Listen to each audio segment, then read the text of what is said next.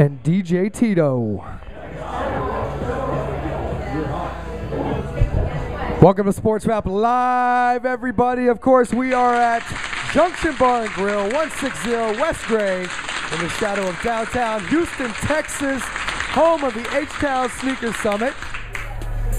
That, of course, Kadoma will be stopping by later to recap because it just went down last Sunday at Reliance Center, and we had a great time. Of course, we even had a special visit from VY that we're going to tell you guys about later on. Of course, VY, you guys know what that stands for. Vince Young.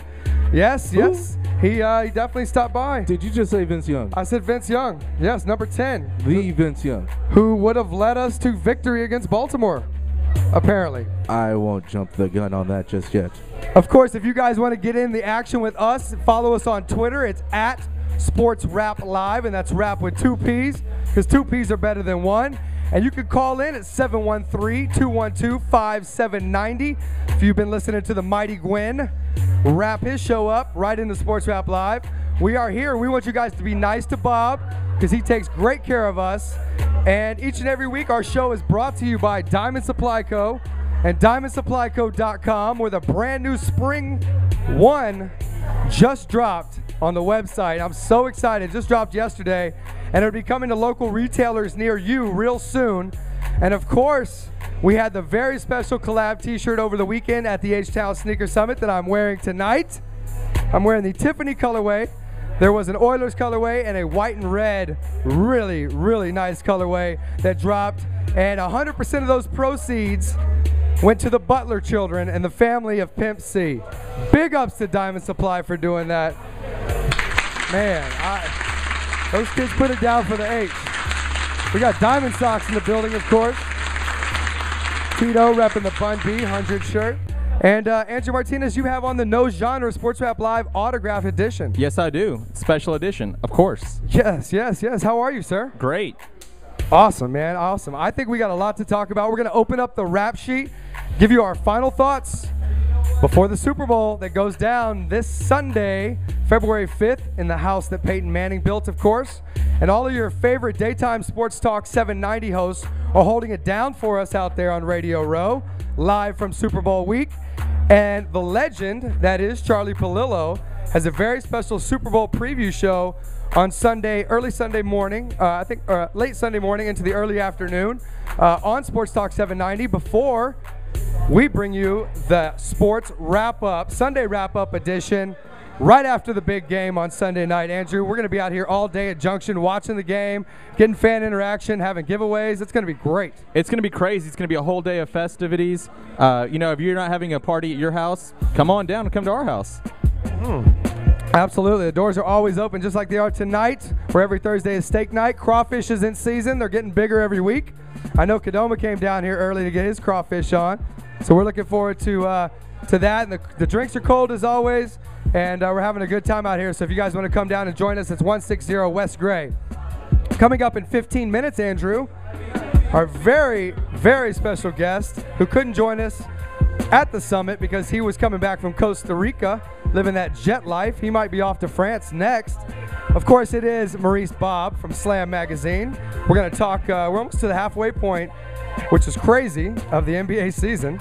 Well, I mean, I've been saying it just to give people perspective, but the first week, Kadoma's telling me, oh, they got the All-Star ballots. You know, finally we're going to have the All-Star game. You're going to be out there with Kadoma. Keep us here at the station, you know, but you guys are looking forward to a good time out there. And the halfway mark, kind of after that, things really start to pick up. That's when I start following games, you know, start watching a little bit more, figuring out who's going to be in what seat. Every day I'm keeping up with the standings, but Maurice is going to break it all down. He's going to talk about, for sure, the Kendrick Perkins getting just mozgoved. Yes, by I want to Griffin. ask Maurice Bob if he's ever been mozgoved before.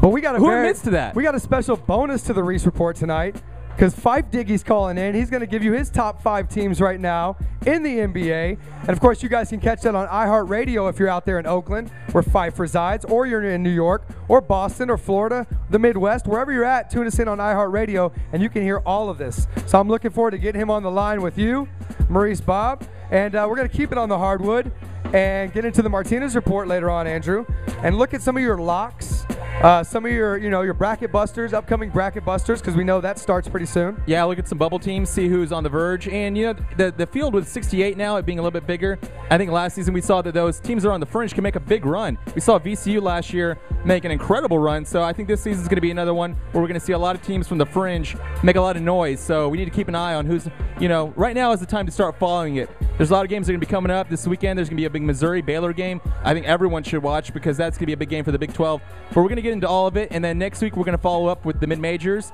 and then after that we're going to start picking it up every week, trying to hit on all of them. As we head into the madness that is March in college basketball. Yep. And you can hear every game of March Madness all the way through the Final Four on Sports Talk 790. Of course, you mentioned you're going to Vegas. Yeah, second week. I'm trying to go out there with all my buddies. We usually go out there and try and watch all the games and get it in, try and bet on some games and whatnot. So if you got some parlays, some action you think, tweet it to me and I'll try and put it down. There you go, man. Give Andrew the cash. He will lay it down there in Vegas. Well, later on, we're going to wrap it all up, of course, at the end of the show with our bad rap. Now, there's been a lot of good things happening in the world of sports, but there's always those knuckleheads out there, and we're coming for you. So I'll tell you what, we're going to jump right into the rap sheet right now, of course. The biggest story of the week. If you want to call in and get in on the talk right now, DJ Tito will dial you up, 713-212-5790. And the line tonight is brought to you by BC Smoke Shop, of course, our broadcast partner out there at the H-Town Sneaker Summit on Sunday. So when you call in, hey, just tell Johnny Hamburger that you want to get on with Sports Rap Live. Well, let's get right into it, Andrew. The rap sheet is open, and we got to start, of course, with Super Bowl 46. Yeah, Bun came by. Bun B, our executive producer, came by and gave us programs, gave us T-shirts and whatnot. Got a lot of swag going on right here. But it's going to be a huge game. I'm not sure if the game's been overshadowed a little bit, though, Adam, by all this Peyton Manning talk. I mean, it is his hometown. There's a lot of stories, rumors going around, talk from his side, Jim Irsay's side, and back and forth about what's going to happen. I'm not sure if we want to get into this right now, but I think the writing's on the wall. I don't think he's going to come back. Well, I should say, I don't think he's going to come back to Indy. I think he's going to come back and play, but I don't think it's going to be for that team anymore. Since we're going to be out here all day on Sunday, Andrew, and then eventually do the Sunday wrap-up right after the Super Bowl, immediately after the Super Bowl. That's going to be the #1 story. Obviously, there's going to be a big celebration for whoever the champ is, and they're going to be, well-deserving. But immediately, right afterwards, if you're not one of those fans from one of those cities, if that's not your team, that's going to be the talk. It's going to be the Peyton Manning, where is he going talk. Well, hey, we need to get into the actual game itself. Sure. All right, and then we'll talk Peyton Manning. We'll talk Vince Young, like I mentioned at the top of the show. We'll talk some other NFL stories. The NFL never sleeps. Never sleeps, baby. Okay, so Giants-Pats. The match is set. We've been looking at it over the last week or so. Brady versus a Manning once again. We know the storyline. He's in Peyton's house, but he's playing against Peyton's little brother. That storyline has been pretty much beaten to death. Absolutely. Absolutely. Well, that's why I want to talk about Super Bowl pressure. Sure. Okay? Now, with Super Bowl pressure, nobody wants to be the GOAT. No, and I feel bad for Ryan Williams. Was it Brian Williams? Whenever he had the fumble, the first one, and then the second one that pretty much lost the game, again for the 49ers. I felt bad for all the Twitter action he got to. And no one wants to be that guy. On the punt. No one wants to be the Scott Norwood, for their team, or the Bill Buckner. I'd rather see someone be the hero, like a David Tyree make that incredible catch, or a Plaxico Burress who makes that game-saving touchdown, or even San Antonio Holmes, who was named the MVP for his catch. So I'd rather see someone be the hero than the GOAT. Absolutely. Absolutely. I think Bun's going to sit down and join us. How can he not? Got to keep the streak alive, baby. Keep the streak alive. No, the wife heard him say crawfish and was like, turn around. Oh. She's listening. She likes to eat soon as down she here. heard crawfish, she was like, I didn't know y'all sitting around at Sports Rap eating crawfish. I thought y'all was just talking sports. I'm like, well, we talk sports and we eat crawfish. Okay, Queen's in the building. Yeah, oh. I thought Queen was listening on the iHeartRadio app. No. It's crawfish season. The Queen is in the building. Well, shout out for the follow, Queen. Appreciate that. If you guys want to follow us on Twitter, it's @SportsRapLive. That's yes. rap with 2 P's. Well, Bun, hey, let's talk about it, man. You just came from New York. Yes. And what's the buzz there? What's the buzz in the airport? What's the buzz in New York? They think the Giants are a wrap? It's Giants hysteria. Right now, everybody's pretty much, getting ready to head to Indianapolis. It's going to be an incredibly strong New York following. And even if you're not from New York, most people are kind of going against the Patriots in Indianapolis anyway. You know what I'm saying? That's kind of just what I've been hearing, is that it's just going to be a lot of not necessarily people who are going for the Giants, but just people who are just against Tom Brady and the Patriots. Right Rooting now. against the Pats. Yeah, but now the city's on fire.